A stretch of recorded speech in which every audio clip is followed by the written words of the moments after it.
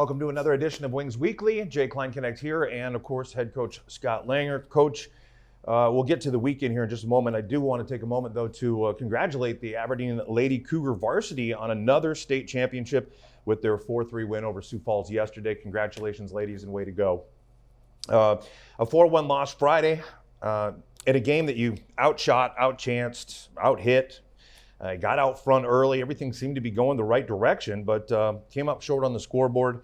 What'd you guys see on Friday in Friday's loss? Well, they scored and we didn't. You know, it's a game that had equal chances. It was 9-9 total chances for the game, and you know they scored on 4 of them. You know, we got out early, and then their goaltending got pretty hot, and we just couldn't find the back of the net. Obviously, we kept pressing, but every time we made a small mistake, it would go to the back of our net. So, you know, they played good hockey. Obviously, their goaltending was the difference in that game. Good goaltending again on Saturday.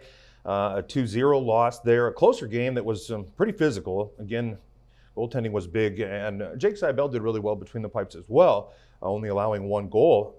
Takeaways from Saturday? Well, it came down to one 5-on-5 face-off lost in the defensive zone, and you know, prior to that, we had a chance to get the puck deep into their zone. We didn't get it deep, and due to that, we had a breakdown in the defensive zone. That was the game-winning goal for them.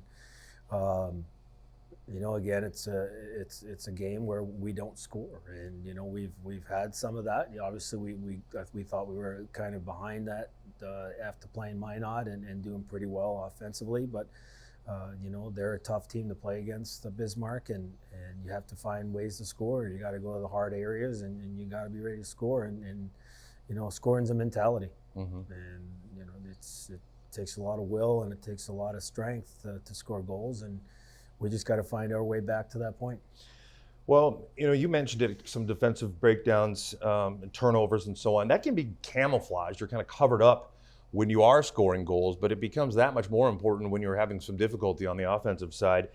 And, you know, it seemed like Saturday night particularly, Bismarck did a really good job of pushing things out wide and not allowing a lot of play in between the circles.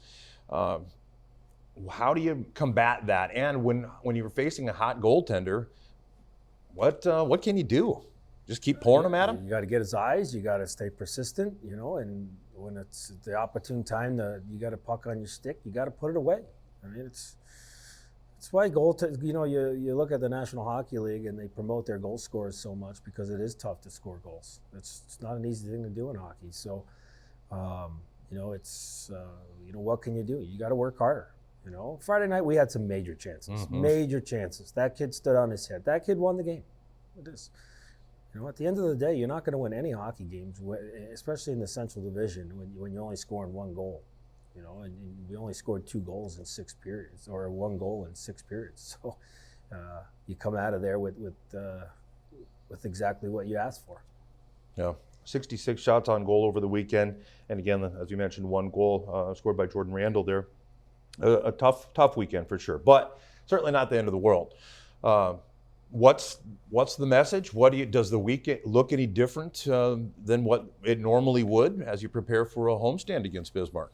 You know what? At this time of the year, with the way that we came out of Bismarck, if it takes any outside motivation, then when we're not deserving of finishing in the top spot, but. You know, it's all how you respond to things. You know, you can dwell on it and be emotional and be upset, and it's how you're going to prepare yourself going forward and what the team's going to do to react. And, you know, I always say my money's on our team. This is our family. This is our group. We all care about one another. We care about the outcome, and none of us like to lose. So, you know, we got them in our building. It's an opportunity to take some points back, and that's the only thing on my mind right now. Absolutely. Well, those points, the lead between the first and second has diminished a bit. Wings on the top with 74 points. Bismarck now with 70. Austin with 63. Minot 61. Minnesota Wilderness with 56. And then, of course, St. Cloud with 25. And as we talked about Coach Bismarck coming into the building this weekend, and we talked about the mentality kind of, or the emotional components and so on. What about X's and O's? What do you have to do schematically against Bismarck to get those points back? You know, it's not about the X and O's. Yeah. It's about the willingness at this point. It's about how much do you hate to be scored on, or how much do you love to score. You know, you could play. I mean, I play X's and O's all day long. You know, 60 minutes we change things constantly. There's things that you have to change because they've changed, and sometimes you don't change and you let them change. But it's about finishing. It's about finishing what we're doing. When we're playing 5-on-5, you know, are we beating them 5-on-5? It's 5-on-5 hockey is where we've lost to them. Our specialty teams have been good, especially as far as our penalty kill goes against them. But 5-on-5, they just, you know, in the last 4 games they've beat us, they've found a way to score, and they shoot a lot of pucks. And you know what? Our goaltending has to be better. We all have to be better. You know, it's no secret. You know, we're not used to losing, so today will be miserable, but tomorrow we're going to move forward and we're going to go on and prepare the right way and play Bismarck the way they need to be played. All right. Well, we'll have some information about this weekend coming up. We've got a skate with the Wings, a post-game party, all kinds of stuff that we'll talk about later on in the show. But, Coach, I won't take up any more of your time. Just good luck moving forward, and, of course, hosting the Bismarck Bobcats coming up this weekend. Thank you. All right, folks, we'll take a break here and be joined with a player coming up in the second portion of Wings Weekly, coming up right after this.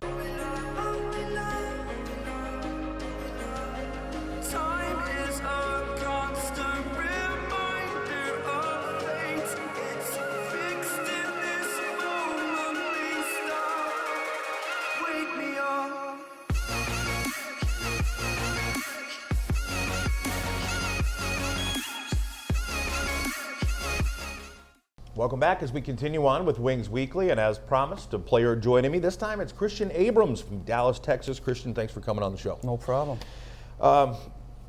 Going back a little bit, you played in the NAPHL, of course, and then a couple games in Amarillo, too. Yes. I was curious about how that works out, where you end up coming to Aberdeen and becoming a wing. You know, hockey's kind of a small world. Oftentimes there's paths that cross, and you kind of know someone who played with someone that played here or there or whatever. Did you have any connections to Aberdeen, or anybody kind of give you a heads up on what to expect? I had a couple guys like Nick Trella, who played in Amarillo, who's actually pretty good friends with Bonet. So me and Bowen clicked pretty well. And then I played against Trevor most of my career through youth. So we had a couple guys, but overall, yeah. It's always funny to me how many guys know other guys in other locker rooms or so. It's kind of that whole 6 degrees of separation kind of thing. Yeah. How about your family? Talk a little about back home. So both my parents are from Toronto. My dad played juniors in the OHL for Sudbury, and then my mom, I mean, she didn't play hockey, but she actually is a yoga instructor. So right on. Yeah, and then I have a sister, and then I have a little 4-year-old brother. So excellent. How do you go from Toronto to Texas? It's my dad's job. Okay. I wasn't born in Toronto, but I think they moved 3 months, and then so. Excellent. Yeah. Well, that kind of leads to my next question, is how you got your start in hockey. Obviously, your dad played juniors. How old were you when you first put on skates, do you think? I believe I was around 3 or 4, so. Pretty standard, it seems like, especially from someone that has parents that played or a relative or whatever. Yeah. You know, from time to time, you're not dressed or not on the roster for the night, and I was kind of curious about that. I mean, obviously everybody is at different times. Yeah. But I was kind of curious about what you see when you were seeing it from the stands versus on the bench. Is there something that you can kind of pinpoint that maybe they aren't seeing? Can you go to the locker room and be like, guys, they're doing this, or you know what I mean? Because obviously it's a different vantage point kind of, and your focus isn't on the exact same thing as it would be, when you're playing or whatever. So is there any input that you can give them? Just where how the other team is playing the puck. So usually how they're set up or stuff like that. But other than that, I mean, just playing their game. So yeah, I would imagine it's kind of. Like I said, a different view. Different perspective. Yeah, different perspective for sure. So it's kind of interesting how, the guys, I oftentimes, if it's because of an injury or whatever, just or the rotation. Yeah. Just how they see things, because obviously they know what they're looking at. And I've noticed you guys, with Nico or whatever too, if somebody's lined up different, he'll start jumping around or Yeah. something and be like, hey, there, Yeah. So it's always kind of interesting. When you're getting ready, do you have what's your go-to song, your pump-up song? Man, I have a lot, but probably 7 a.m. by Lil Uzi. So a lot of the guys, his new album just dropped, so we're pretty excited about that. Right on. All right. So I would imagine, if I was to ask the style of music that you went to, you're not a rock guy.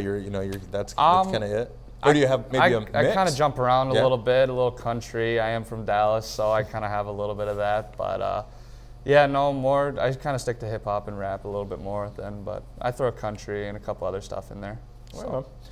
Big Cowboys fan? I wouldn't say so, but I mean, they are America's team, so you gotta cheer for them, eh? Come on. Oh, I guess I kind of set myself up for that one. Yes, sir. Let's see. I talked with Coach quite a bit. Obviously, that's a tough weekend in Bismarck. Yeah. And I know a lot of what he had to say is essentially it comes down to want to. It comes down to the drive and the focus and so on. I talked to him about the message and how there really isn't any outside influence or any outside inspiration or something that can get a locker room going. Has to come from within, kind of. Yeah. So I'm curious what the message has been. Like, what are you guys talking to yourselves about? Are they, is it trying to stay focused on positivity? Because again, it can kind of wear on you a weekend like that when you're only able to score 1 goal in 66 shots and and end up getting swept. And like Coach said, a team like this isn't used to losing. No, we're not. Yeah, but I think we just need to focus on the positive and not get down on ourselves and just come back focused tomorrow, big practice, and have a big week, and then sweep these guys out of our building. So. All right. Well, we're looking forward to that for sure. Yes, sir. If you you had one meal, you could only eat one thing for the rest of your life, what would it be? Sushi, absolutely. Every time. What is it with that? I don't know. I don't know. My parents grew up on it, so they like seafood, and then I guess I didn't like it when I was younger, but I grew to like it. So, but that would definitely be my food to go to. There was no doubt in that answer either. Yes, You didn't even sir. have to think about that one. There's just a lot of guys that, if that's the answer they give right away. Yeah. Aberdeen, obviously a whole lot different than Dallas. What were your first impressions, and what are you thinking of how do you feel about the community? I think it's a very small community, but I think it's great, to be honest with you. I kind of like it's kind of different going from being able to go 75 miles an hour and to going only 30 or whatever it is here. But no, the culture's different. I mean, going from a bigger city to smaller.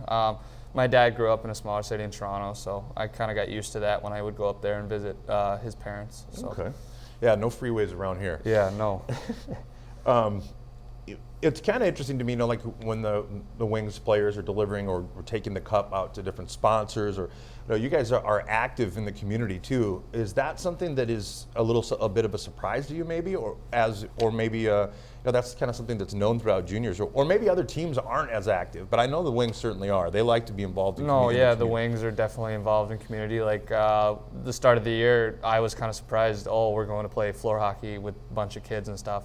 In Amarillo, we didn't do that as much, but here I like it a lot more. You're a lot more involved in the community, so I think it's a good thing to be involved. Yeah, well, it certainly doesn't hurt the fan base. I mean, Yeah, it when doesn't, You, yeah. you get people that are emotionally involved in players and so on, and they kind of feel like they know you or they met you or whatever. They're a little more inclined, I feel like, to to come out and support the team too. So Yeah. it kind of works different ways. I mean, obviously the Wings are happy to help out or have a pool tournament at the senior center Yeah. or whatever, but it's beneficial for the Wings in a lot of ways too. Very, very. Who's the best pool player on the team? Who won that tournament? I thought I was pretty good, but I think I talked a little too much. I didn't do very well, but I think Verts ended up winning, but his partner was pretty good. So, but I think Bone and Murph are both pretty good. So. Okay. Well, we got another event coming up. I'm going to talk about that in a little bit, but a bowling bash that is always a lot of fun. So, has there been any chirping, any talking going on about the bowling bash? Because it's not too far away, and I know last year there was a lot of that. A lot of guys saying, that who was gonna take it all, so to speak. Yeah, I mean, some of the guys have been talking about it, but I guess we're just gonna have have to let the work do the talking, I guess you could say. Have you guys gone out bowling at all? We were going to, but there wasn't enough room, so we ended up playing laser tag, and there was a lot of bickering there. But I know last year I was very surprised by a young man named Adam Pitters. He was a very good bowler. I was shocked. Really? Yeah, he was really good. We put on a bit of a display. So anyway, we'll talk about that here in just a second. But I do have a couple of things coming up that I want to make sure and mention before we get going here. Friday night, March 13th, against the Bobcats, of course, it's Aberdeen Hockey Night. So AHA members, you can wear your Cougar jerseys and receive free admission to the game. A corporate sponsor that night is Nutrient Ag Solutions. Skate with the Wings after the game. AHA Bantams will be recognized for their state championship at the first intermission. And again, Bantam A state championship, and then yesterday the girls varsity with the state championship. We got some banners to hang here at the Odie, so that's pretty cool.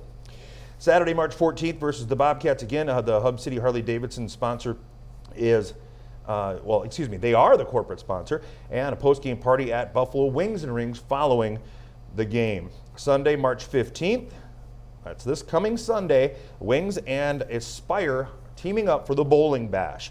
The Wings will once again be teaming up with Aspire in 2020 and again, that's on Sunday the 15th from 2 to 4 at the Village Bowl. To sign up or more information, call Janae at 605-229-0263, extension 1007, or visit aspiresd.org/bowling bash. You can get a team signed up, and then the Wings provide the 6th player, I believe it is. You got 5 people, they provide the 6th player, literally player, that will be on the team. So it's a lot of fun and a great event for the Aspire individuals and the Aspire organization for sure too. So looking forward to that. I know a lot of times actually people just come out to watch too because it's a good time. Bowling alley's full.